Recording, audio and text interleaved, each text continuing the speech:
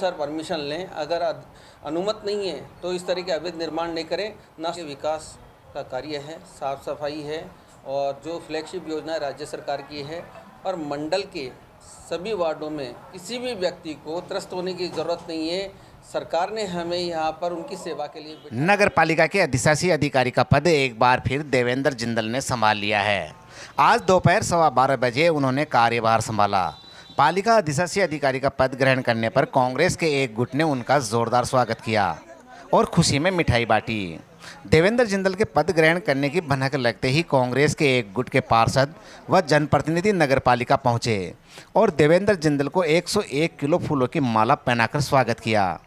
इस मौके पर नगरपालिका उपाध्यक्ष किरण शर्मा, पार्षद उत्तम गोठवाल, कन्हैयालाल थौरिया, महेश नायक, महेंद्र लांबा, अर्जुन लाल सैनी, किशोर गंगवाल, शैलेंद्र चौधरी, राकेश कुमार सहित अनेक लोग उपस्थित रहे। दिया था, ये दोनों ही न्यायालय ने गलत प्रक्रिया मानी है और मेलाफेड माना है और उन दोनों ही आदेशों को पास करके मुझे पूर्ववत यथावत नगरपालिका अधिशासी अधिकारी चौमू के पद पर कार्य करने हेतु आदेशित किया गया है। उसी की अनुपालना में आज मैं अपना कार्य ग्रहण कर रहा हूँ। जॉइनिंग लेटर वगैरह यहाँ से पूरे आपको मिल गए वहाँ से कोई? बिल्कुल, अभी मैं 12:15 बजे मैं ज्वाइन कर रहा हूँ और ये अभी ज्वाइनिंग आदेश जारी हो जाएंगे। पूर्वान्ह ही मैं ज्वाइन कर रहा हूँ आज की तारीख में। आज पार्षदों द्वारा जिस तरह से सम्मान मिला है, कहीं ना कहीं नगरपालिका मंडल का जो विश्वास था कि आप द्वारा जो विकास कार्य हो रहे थे, अब उसमें फिर से गति मिलेगी। बिल्कुल, जिस तरह से मंडल ने और व्यापारियों ने और आमजन ने मुझ पर विश्वास जताया है, मैं कोशिश करूंगा कि पहले से भी अधिक ऊर्जा से मैं काम करूं और बेहतर विकास कर सकूं।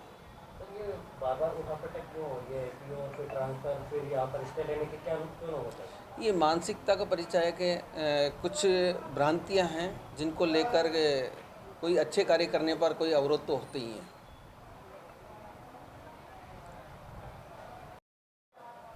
हाँ सर, आपकी प्राथमिकता क्या क्या रहेगी? मेरी प्राथमिकता यहाँ के विकास का कार्य है, साफ सफाई है और जो फ्लैगशिप योजना राज्य सरकार की है और मंडल के सभी वार्डों में समान रूप से और अच्छे से अच्छे निर्णय कराकर अच्छे से अच्छे इम्प्लीमेंट उसका किया जाए और यहाँ की जनता त्रस्त नहीं हो। जिस तरह से यहाँ पर गार्डनों का अभाव है, सड़कों का जिस तरह से बेतरतीब तरीके से यहाँ पर सड़कें खुदी पड़ी है या अच्छे कंस्ट्रक्शन नहीं हो पा रहे हैं या अनियमितताएँ जिस तरह से वो आ रही हैं, उनकी बिल्कुल वास्तविक जांच की जाएगी। किसी भी व्यक्ति को त्रस्त होने की ज़रूरत नहीं है।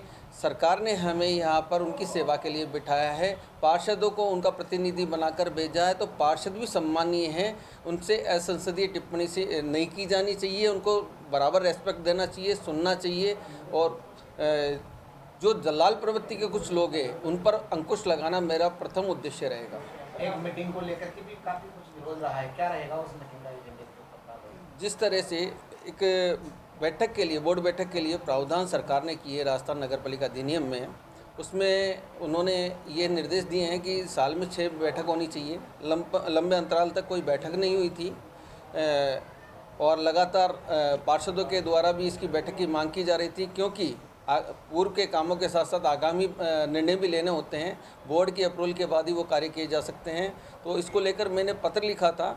मेरे का एपीओ के बाद में ये जो जिस तरह से मीटिंग थी, तो मेरा ये मानना है कि जहाँ तक मेरी जानकारी है, कनिष्ठ अभियंता को रूटीन वर्क के कार्य के लिए अधिकृत किया जाता है, उसको प्रशासनिक और वित्तीय पावर नहीं होते हैं। इस तरह से उनका मीटिंग बुलाना, अपने अधिकारों के परे जाकर उन्होंने मीटिंग बुलाई है जिसका कोई वजूद नहीं रहता है। मीटिंग जिस तरह से बुलाई है, संचालित की गई है, इसके बारे में मैं राज्य सरकार को लिखूंगा और दोषी जयन से जवाब तलब करके उनके विरुद्ध जो नियमानुसार कार्रवाई राज्य सरकार से अनुमत है वो की जाएगी।